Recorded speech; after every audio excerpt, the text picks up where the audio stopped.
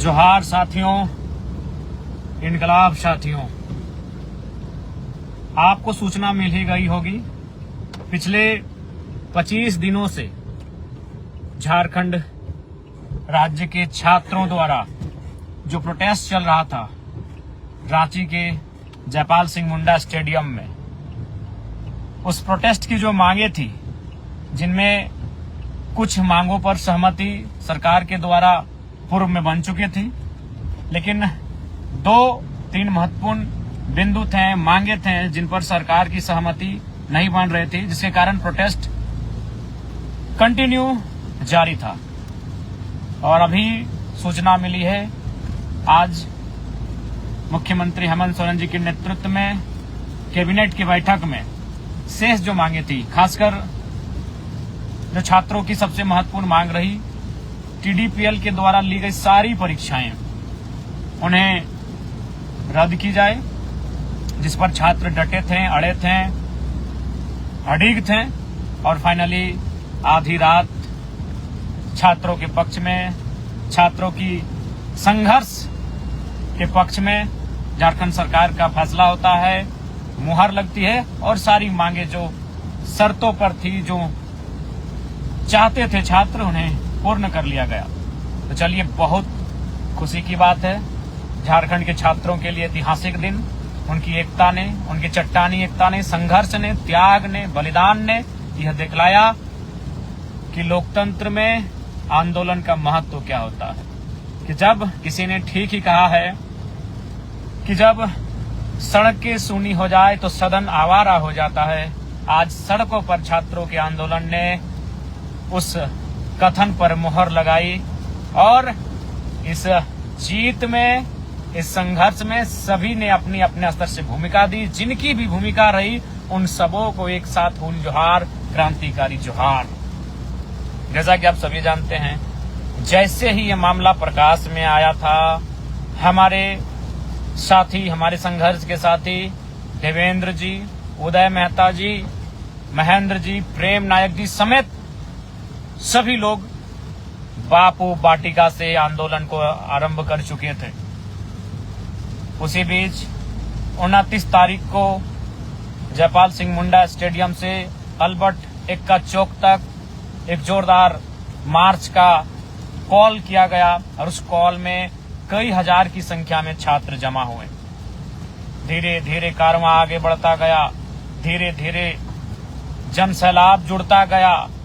सब इस आंदोलन के भाव के साथ जुड़ते गए, क्योंकि सबको मालूम था यह आंदोलन केवल आज के लिए नहीं है, आने वाली पीढ़ियों का भविष्य भी तय करेगी। जिस प्रकार से तमाम परीक्षाओं में गड़बड़ी के मामले सामने आए थे, उन मामलों पर जो डर था कि आज वर्तमान पीढ़ी के साथ अन्याय हो रहा है, कल को आने वाली पीढ़ी के साथ अन्याय होगा, और इसी के साथ लोग जुड़ते गए और आज देखिए छात्रों के संघर्ष की जीत हुई। टीडीपीएल जैसी भ्रष्ट संस्था ने जितने भी परीक्षाएं ली हैं, उन सारी परीक्षाओं को स्थगित किया गया, रद्द किया गया।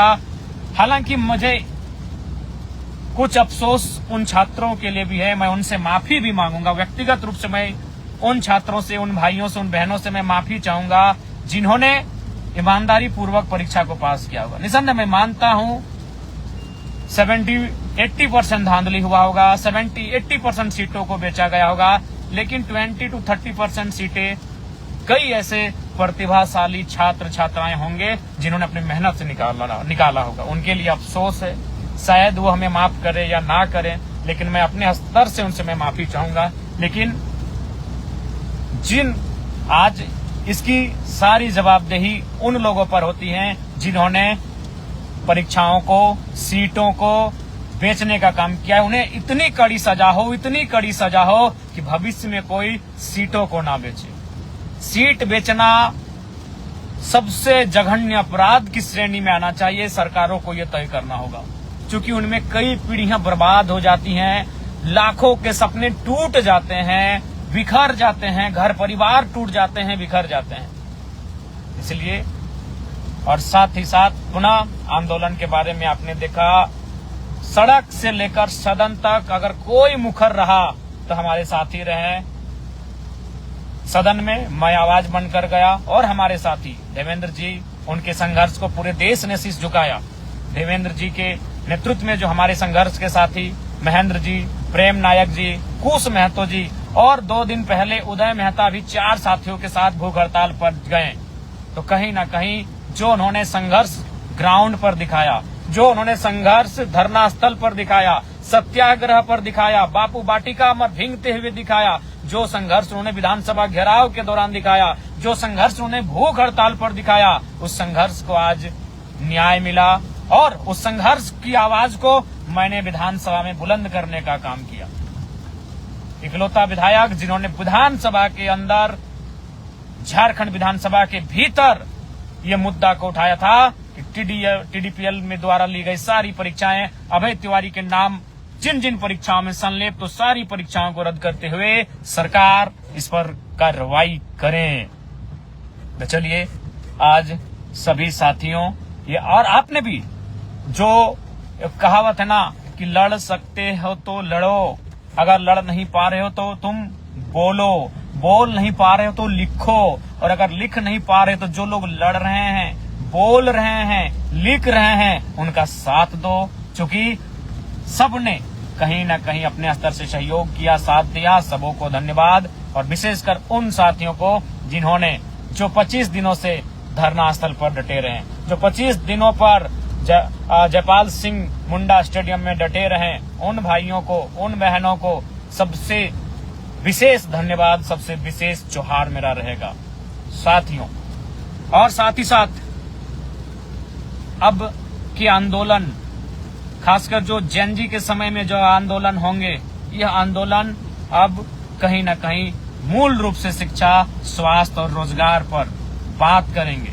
छात्रों से संवाद करना होगा, छात्रों की मांगे माननी होगी, ये सरकारों को तय करना होगा।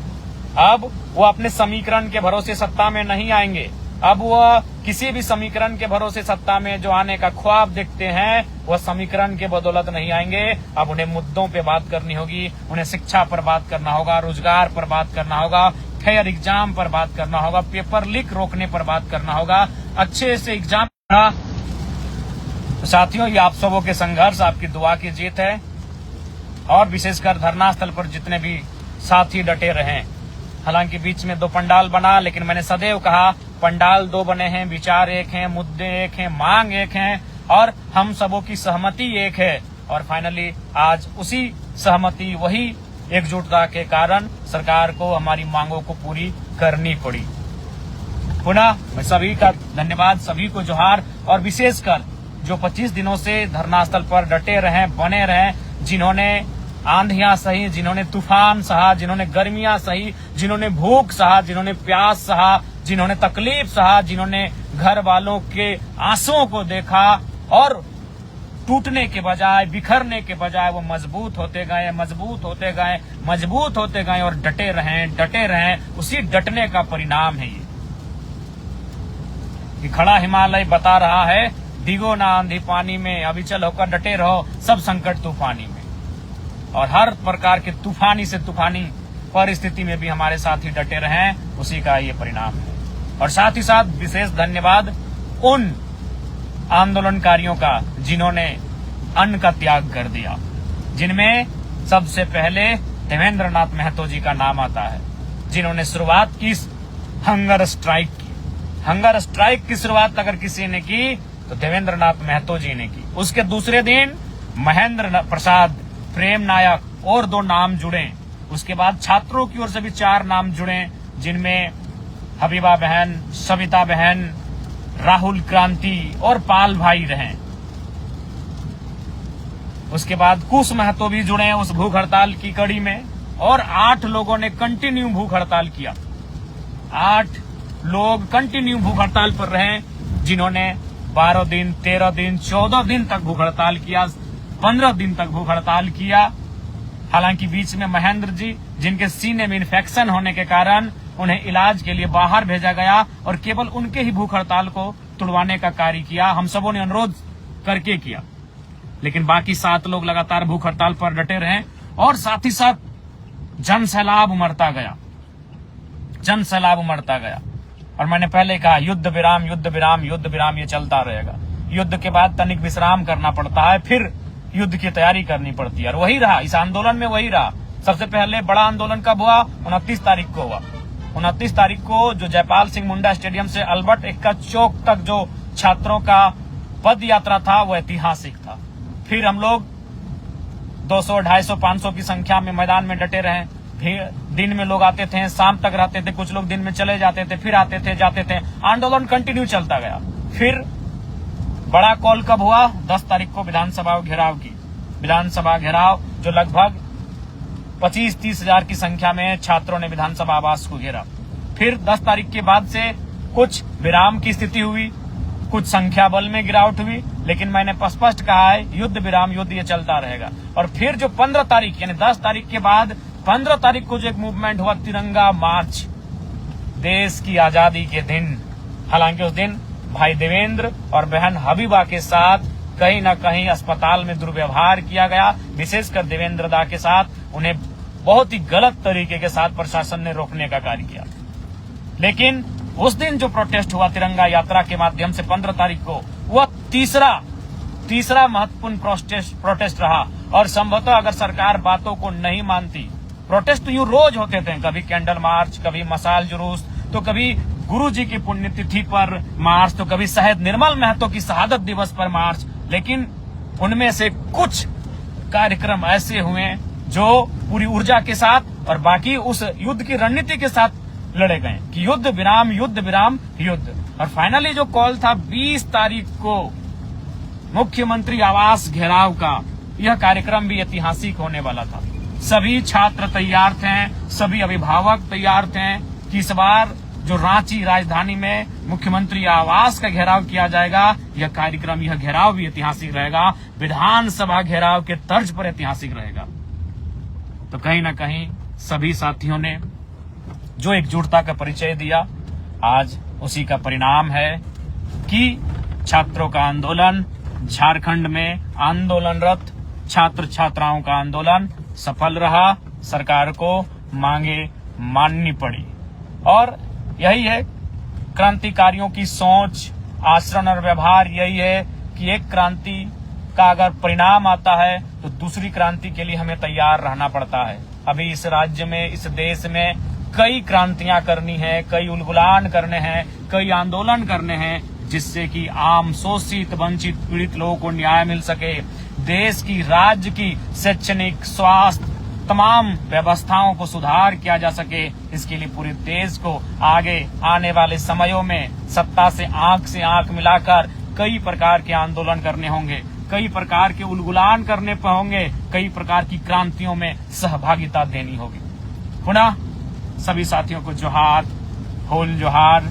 और स्पष्ट कहना चाहेंगे, झारखंड राज्य की सबसे छोटी पार्टी है, एकमात्र विधायक वाली पार्टी है, लेकिन हम लोग सदैव छात्रों के हित में, छात्रों के संघर्ष में, छात्रों के त्याग में फ्रंट पर आकर खड़े रहेंगे।